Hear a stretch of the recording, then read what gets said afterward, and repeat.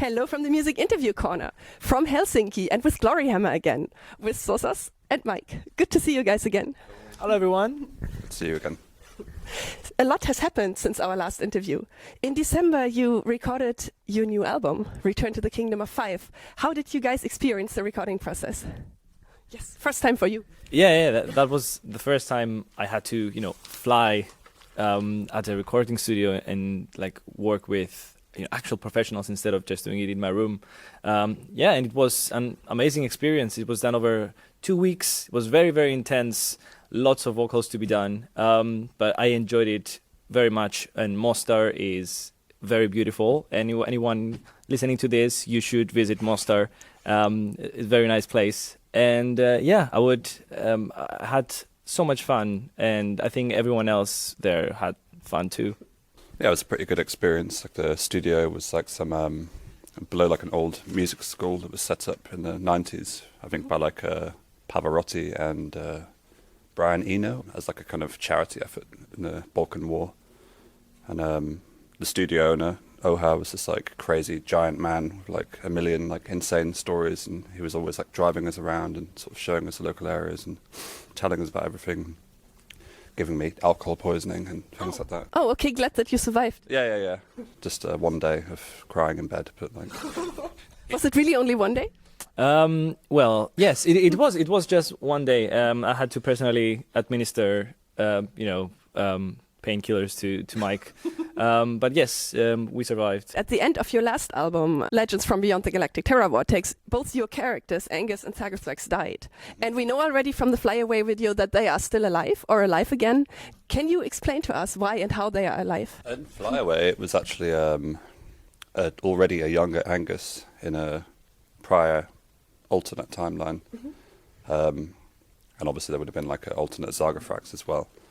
But I don't know, we still can't reveal too much without like big plot spoilers, because that's going to be like the first single, But I think everything's going to make sense, like hopefully in a month or two when the first single comes out. Oh, cool. Regarding Flyaway, it's something that Chris, I think, commented somewhere.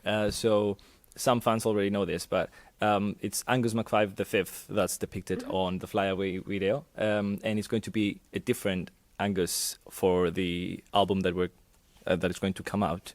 But yes, as Mike said, we can't reveal too much yet.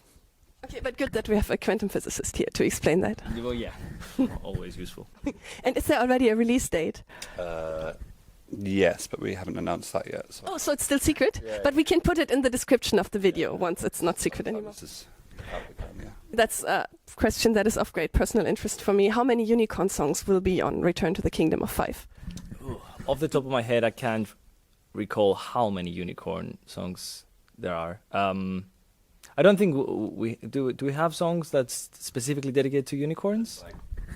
2 references, I think, and I actually wrote the second one in deliberately because I realised there were so little references to unicorns. I was like, oh shit, we almost forgot them, and quickly shoehorned them in. There's a lot of magical creatures and also non-magical creatures in the album, so we're trying to make up for the lack of unicorns compared to the other albums. How does it go when you as a band make a new unicorn song or a new song in general? Well, Mike is more involved with songwriting, at least for this album, than I was, so he would be... Yeah, it was the first time as well, really. Like, me and Chris wrote most of Flyaway together, and then originally Flyaway was going to be on this record as well. Obviously, we just wanted to release a single with Sozos, like, just so people could kind of hear his voice and... Get some unicorn. Get some unicorn, yeah. But, I mean, that was already, like, part of the process that had already begun, so I think the bulk of the songwriting was, Chris would write a chorus, and then I'll write, like, a bridge or a verse or melody, whatever. And then there was one song on this album that Paul, our guitar player, wrote as well. And also Sozos wrote a few bits. Oh, cool. Which one did you write? Oh, can you not say it yet? I didn't write, complete songs, but what I did try to contribute to, because I really like when other bands do it, is like enrich the bits between the vocals with harmonies or little choiry bits that add, well, in my opinion, add to the music, and also some vocal melodies when you have the you have your base of what chords there are and what it will kind of sound like, but you don't have a vocal melody. So that's, in some cases, I contributed to that. But in the future, I would like to contribute way more when I'm involved in the process of writing an album from scratch, because in this case, it was, a lot of it was already existed in some capacity. There was one song which me and Chris have been working on for a really, really long time, like almost a year or something, and it was like in pretty good shape, but like we got stuck trying to find a chorus, and I messaged Sozos just saying like, can you write me the best chorus of all time? And like, So was it like the two Zargothraxes were stuck and they needed to call Angus for help? yeah, basically it's a very Zargothrax song, and then but we just got stuck because it's quite complicated, and yeah, I just messaged Sozos and I was like, can you write the best chorus of all time? And he just went like, okay, and like 2 hours later just like kind of sent this like... Oh, 2 hours. That's cool. Yeah, sometimes the best ideas are like quick. come really quick. Okay. Yeah. And then just like, sent it back, and me and Chris were like, yeah, like he's done it. And then the song came together really quickly after that, Oh yeah, and one thing we didn't talk about last time, how did you and the others find Sozos? Or what did you do to make them find you? Oh, well, so for me, it was kind of out of the blue, but I knew Chris from like different groups that we were in. So Chris had heard of me, and obviously I had heard of Chris. And what I think the people that talk to Chris about me are people that we have common projects with. So Chris, I'm not sure if I can disclose. Okay, we can cut things out afterwards. Okay, but like it's people that Chris has worked with, that I have worked with, and one of them is our producer Lasse. We've worked together for the Helium Prime album in 2018, and Lasse has been working with Gloryhammer for a while now. And the other one is like a secret person that I cannot disclose the identity of. And those people talk to Chris about like me. That's what I know. Mike might know more about this. And then essentially I came into contact with Chris, and from then on it's it's all history. Can you add something to that? Some secret behind the scenes information? We received quite a lot of auditions of people, and we began to make this like a spreadsheet of like people who had applied, and then there was like maybe 3 people on there of like people we'd like to ask as well, and Sozos was one of them, like from the way he just described.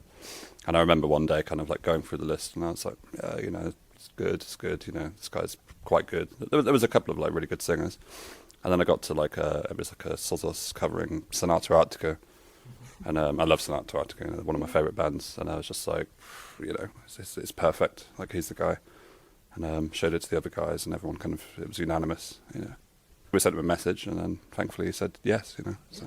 Cool. Thank you, Sonata Arctica, for bringing Gloryhammer in the current form together. Yes, thank you so much. And we were just talking about other bands. So both of you are also in other bands. You are in Wizardthrone, also with Chris together. And how did you have the idea for the concept of Wizardthrone? Oh, that was like 10 years ago. I think when Gloryhammer first got signed to Napalm and announced their first ever UK tour, I was with Chris at a friend's house in London, and we were like having some like big party, and he was kind of complaining like, there's not really any good UK bands that we can pick as a support band. So okay, so that was the reason. He really liked my old band. It was a band called Saturnian, and he was a fan of them. So he was like, "Oh, can you not just reform the band?" And I was like, "It's not going to happen." And he was like, "Can you start a new band?" And I was like, "Yeah, I'll just start like a space wizard band, sure, whatever." And he was like, "Oh, what are you going to call it?" And I think I just said like Wizardthrone. It was like one of these things that was like, you're drunk and you say something and you never think about it again. And then like a few days later, he started messaging me going like, "So when are you going to form Wizardthrone?" And I was like, "Well, I don't know. I'd kind of forgotten about that already, And I actually realised like over the last like 10 years, he keeps like messaging from time to time, going like, "You need to do Wizardthrone. Like Wizardthrone is your calling, blah blah blah."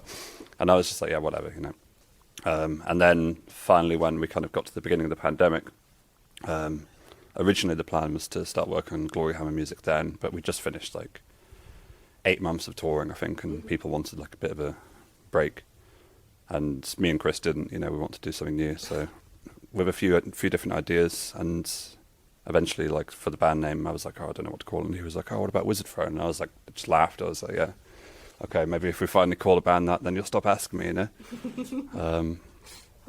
So yeah, we just asked a few friends, like you know, to join, and it was fun. Yeah, it was quite a nice experience. I think I heard somewhere that the lyrics of Wizardthrone are intentionally written so that they don't make any sense. Is that true? Yes and no. There's like some bits that kind of do make sense in a really convoluted way, and then some of it's just like, yeah, stupidest thing you could think of, you know. And you are in like 3 bands and 1 special project. So you are in Planeswalker and Harmonize and Gloryhammer, of course, and then there's this... then there's EONS Enthroned. So where to begin? So Planeswalker, which is the main project that I work on when I'm not doing Gloryhammer, is a Magic the Gathering inspired band that I have formed with my ex-bandmate Jason Ashcraft. We were in Helium Prime together, and we really liked working together. So we just decided, since Helium Prime didn't really work because of all the traveling and because it's not, you know, a huge band that can afford sponsors and cover all these travel expenses, we just decided to make it a band that works online. So we have friends that help us with bass, drums, instrument, like orchestration, and we write the music based on Magic the Gathering, which I have recently been learning a bit more of. I've written the music and the lyrics for our past album, but I have no idea about Magic the Gathering. So it was very interesting writing about something you know nothing about. How did you do that? By going to the wiki and just reading pages and pages, and then reading about, like, some stories about the subjects we wanted to cover. And from what people tell me, it worked. Like, it's convincing enough that it doesn't look like it's a person reading off a wiki writing the lyrics. But yeah, yeah, it might be very similar to Wizardthrone in that respect. But yes, we are working on our next, our next album with Planeswalker, but that will come, you know, slowly, because touring with Gloryhammer is just, you know, takes precedence, and it's a much more time-intensive thing than writing music from Planeswalker. EONS Enthroned is a worldwide collaboration project that like people from the power metal subreddit decided to start. So it's we have people from the US, people from Argentina, people from Canada, people from the UK. There's me from Cyprus. There's more people that I forget their countries. I'm really sorry, guys. But there's like loads of people. We have guests coming in, and we have released an album in 2021 called Into the Arcane, where I'm featured in like about half the songs with one of the two main vocalists and some guest vocalists. And we also released the song in April last year called The Night the Wall Comes Down, which was the lyrics were co-written by me and our main songwriter Greg Alperin, and that's also like an even slower movie thing, because as you can imagine, like having like 7 musicians from different countries, we can barely find time to you know, have a chat together, and when that does happen, I'm usually not in the room, because not in the virtual room, because it's like 4 a.m. for Cyprus. But they're a lovely bunch of guys, and I am definitely going to continue releasing things with them. Yeah, it's just a matter of, you know, finding the time. And of course, Harmonize is a band based in Cyprus, and it's the band that I was working with until I got with Gloryhammer. So we are still, you know, friends, and we have released a cover of Amon Amarth, which is incidentally called Shield Wall, lots of walls last year. A lovely group of people, but, you know, Cyprus is such a tiny market for power metal, or like, you know, any kind of metal. There's like barely any bands in that scene. Hopefully I can keep working with those people, but yeah, as I said, Gloryhammer, it takes precedence at this point. That was a very long answer. Sorry. No, but it was about 4 bands. Yes. Yeah, unicorns always have highest priority. Of course. And I noticed for all these 4 bands that you're in, they use very different vocal styles. Yes. And how is it for you to use your voice in such different ways? Oh, I love it. I love it. One of the things that I would love to try and do with Gloryhammer is, which I think I have done with this album, is try to explore what I can do with my voice, which, with some bands it's harsh vocals and things that are like very rarely you can listen to in power metal songs, but it's also different ways to sing notes, so like put more power or more harshness in some notes, or be more delicate in the way you treat other notes. So yeah, for me it's always a pleasure to try to come up with like different ways to sing things, because it's just that's what brings me joy. That's why I do this. So I'm always up for experimenting in terms of vocals. Yeah, and I noticed with Harmonize, you're doing the clean vocals and the harsh vocals. Yes. And I know often bands have 2 different vocalists for that. Is it difficult for you to switch? No, well, I actually only learned how to do like harsh vocals like 2 years ago accidentally, and I still don't think I know how to do it properly. So I'm trying to be very careful when I actually do it, and I only do it for effect with if I have to do it. But with Harmonize, it's not difficult to switch. There's even a bit in the Shield wall cover that I switch mid note. It switches to harsh, and I was really proud that I managed to do that. But it is very interesting how your throat and the whole vocal system that you have can change gears and go from one mode of work to another. I found it super interesting, and yeah, of course, I'd like to experiment more with it and just become as versatile as I can, because you can always, even if you're not using it as lead vocals, you can always enrich the vocals in a song by throwing more things at it, and then it's the producer's job to just sift through it and remove the things that are junk. I think you have an amazing wide vocal range. Thank you. Thank you very much. And now the most important question. Do you think that all of your other bands like Wizardthrone and Planeswalker and Harmonize and EONS Enthroned could theoretically exist within the same universe as Gloryhammer? Yeah, who wants to go first? I think we already denied that when we released the Wizardthrone album. A lot of people anticipated it to be related because the name is about wizards, But that was kind of where the similarity ended, at least with that. But they could theoretically be like Zargothrax's evil gang or something. I think in Wizardthrone it was more like the wizards were more like a group of kind of mad scientists kind of things, and the actual magic formula they were trying to discover, which I can't remember if we even said on the album, but we decided in the end that the magical formula was actually crystal meth. Okay. And actually there were just a bunch of crazy guys trying to get hold of some crystal meth. And Amazing. Yes, really elaborate story. yeah, it was a very long-winded way to, they were just a bunch of morons basically. Yeah, and what about your other bands? So, I would say I don't even know if we're allowed to do it with Planeswalker, because the universe of magic is the universe of magic, and the universe of Christopher Bowes' mind is a separate entity, but there's definitely loads of parallels within those two. Eons Enthroned, I could definitely see us at some point making something that has references to the Kingdom of Fife, maybe, and or me guesting as Angus McFife instead of as Sozos Michael.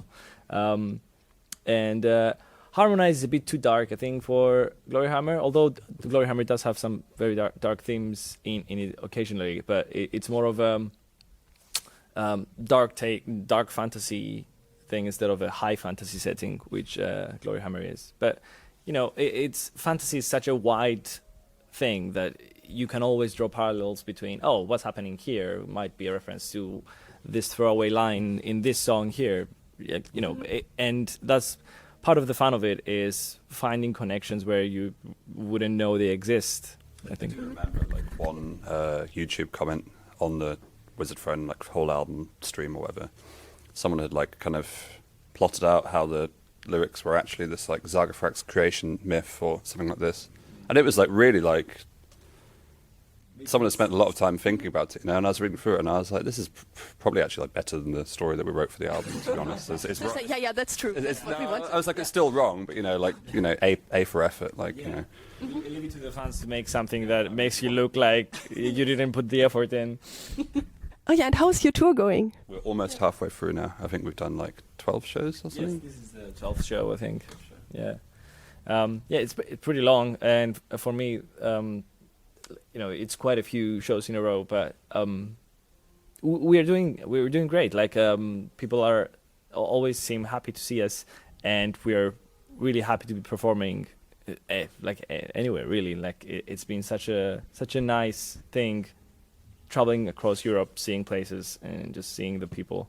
So yeah, it's been going great. And how is it to be on tour with Ailstorm again? You're co-headlining many shows with them. Yeah, it's always good. You know, we've done like several tours with them, like and same with like guys from Windrose and Ramahoy as well. Like everyone kind of knows each other on this tour, so everyone is friends. Like probably some people for a long time already. It's just very easy, you know. There's never any drama. There's no like egos flying around or anything. Like everyone is kind of just like chilled out, and you know. Yeah, that's important. Very relaxing and very fun.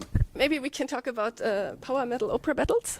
Oh yeah. Yeah, you did this really funny collaboration with lots of Trident last year. It's called Power Metal Opera Battles, and you were singing. I can pronounce that Ruggero. I tried it at home. Wait, Ruggero.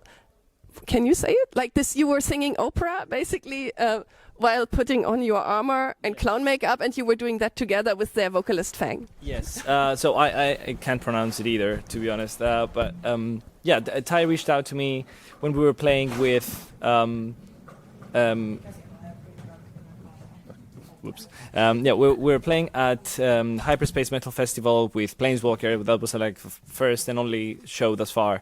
In Canada, right? Yeah, in Canada, exactly. In Vancouver. Great time. And Ty was there. He's the lead vocalist from Lords of the Trident. Great band, check them out. And he does this thing with various vocalists where he Skypes them and then they battle it out opera style through Skype. And there's also like a power metal spin always. So yeah, he just like asked me to be in one of those videos, and it took me a long time to be able to, because at the time I was working full time and doing Gloryhammer recording stuff. So it took a while to come together. From April, we released it like late like last year. But yeah, I had to cultivate my Italian and just listen to a lot of different interpretations of the melody and the pronunciation. But it was a great time. I still don't know how to sing opera, so the video is just me trying to put on an opera voice and Ty actually singing opera. So for me, it sounds a little ridiculous, but people seem to like it. It was a great time, and I would definitely work with Ty again. It sounded good. I thought you'd speak Italian because it was really good with the pronunciation. Not at all, not at all. He was very kind, and he recorded both parts, like his and my part, with his voice and sent to me, so I had to copy his. So it's his Italian accent that is incredible. To be honest, if anyone likes that, it's Ty. So yeah, we're going to put all the links to all the other bands and to this cooperation also in the video description for everyone. You like to play status quo songs after your gigs. Why? I think that came from a show we did quite a long time ago, actually. Maybe it was with Hammerfall in 2017. Me and Jim, at the time we were living, well, I was living in London actually, but we used to live together in Bristol, like the southwest area of the UK. And in that area of the UK, people prefer to drink like cider more than beer, and specifically like British cider, which is very different from like Scandinavian. And we got to the backstage, and they'd like filled up the fridge with this like very specific, I think it was like a Welsh brand of cider. And Jim was so happy, he put on Status Quo and started dancing around the room in celebration. And our sound guy was in the room at the time and thought it was really funny, so he just began playing it after every show as like a kind of reference to to that. something which most people would never know about. So in case you were wondering, yeah, that's the status quo story. I think some status quo songs are good for headbanging as well. Yeah. Wild Side of Life, I think it We played works. a show with them in Sweden this last summer, actually. Cool. Time to Rock Festival, and we all had a good time watching them. Thank you so much for the interview, and goodbye from the Music Interview Corner. And have fun on tour.